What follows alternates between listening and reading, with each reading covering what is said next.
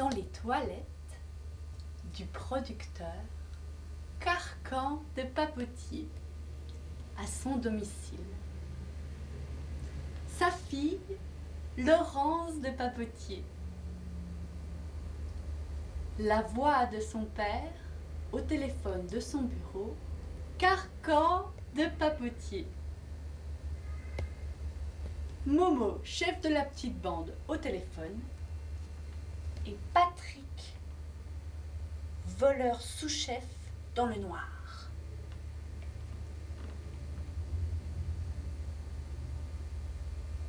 La scène représente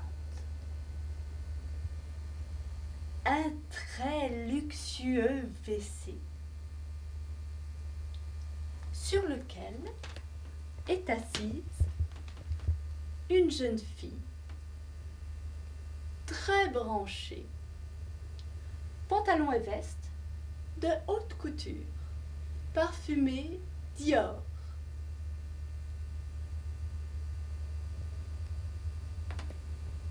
L'odeur se répand en vagues successives sur les spectateurs.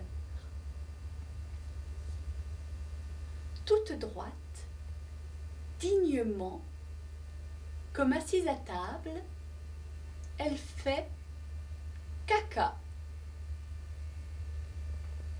Pas un seul bout de chair n'est visible. En face d'elle, une caméra vidéo très perfectionnée la filme. De grands projecteurs l'éclairent. Dans le coin, le plus lointain du WC, presque caché par le rideau, dans le noir, se tient un jeune homme, grand et beau, mais avec un visage très irrégulier, très tueur, avec des bottes en cuir. Dans sa main droite, Laurence a un téléphone sans fil.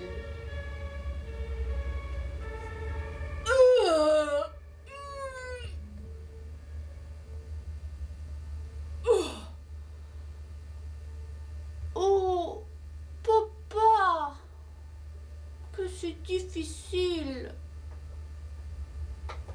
Insiste. Il n'y a que la persévérance qui paye, ma chérie. Mais je n'arrive pas, papa. De la patience, ma chérie, de la patience. Quand j'ai rencontré Rossellini, il avait des gros problèmes avec Ingrid Bergman. Et quand même, ils ont fait leur film, et Voyage en Italie, et... Si, c'est important. Continuez. Papa, jusque-là, mon film est tel que tu l'as rêvé. Tout est propre, beau, pas de crasse, ni dans le langage, ni dans le décor, ni dans les rapports. Je me filme et je ne filme que des amis très chers. Ce n'est plus du cinéma popu. C'est de la vraie haute couture, des caviars et des champagnes. Oh, ce qu'enfin notre pays est capable de donner au monde de plus prestigieux. Oh, papa, je sens que ça arrive.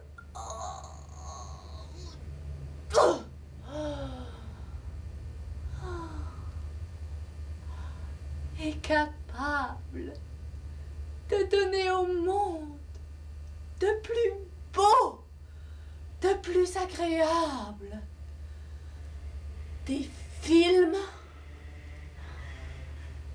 comme le foie gras.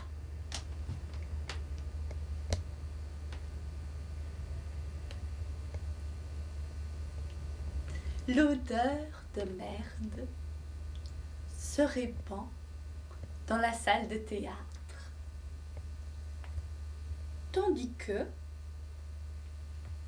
la jeune fille se baisse discrètement pour regarder sa merde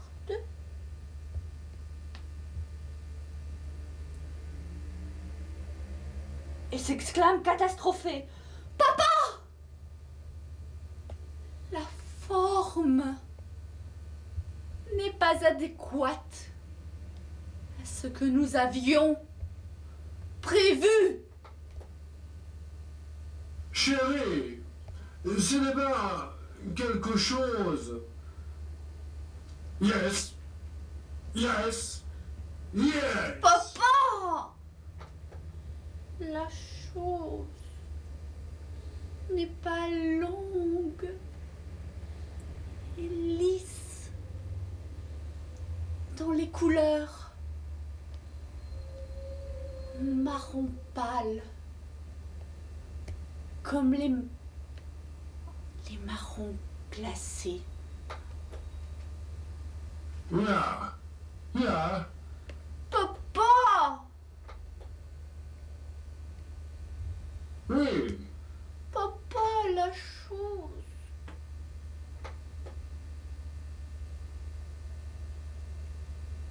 Tu seras gagneur, ma chérie.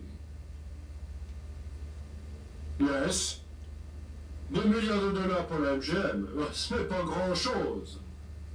Mes cousins d'Allemagne me donneront un coup de pouce. Papa, que tu connais de langues. Pourquoi faut-il que je tourne en français? Ma vie. Ma chérie, parce que même le plus petit détail de ton film doit venir d'un endroit précis. Et nous avons eu l'imprudence, ta mère et moi, de ne pas nous installer à Los Angeles. Mais qui parle aujourd'hui le français dans le monde que ceux qui boivent notre champagne, et pas ce vulgaire champagne de Californie, trop parfumé, trop sucré, produit pour des cow-boys enrichis qui parlent notre langue dans le monde. Celui qui connaît la valeur de notre foie gras, de notre cuisine, qui l'autre? Celui dont la peau reçoit des milliers de petits baisers, de ceux que je t'envoie maintenant en se frottant au tissu fin de nos grands couturiers. La haute couture a maintenant des films conçus spécialement pour sa clientèle qui adorera ton film, chérie. Mais papa, la forme de la chose n'est pas très fine.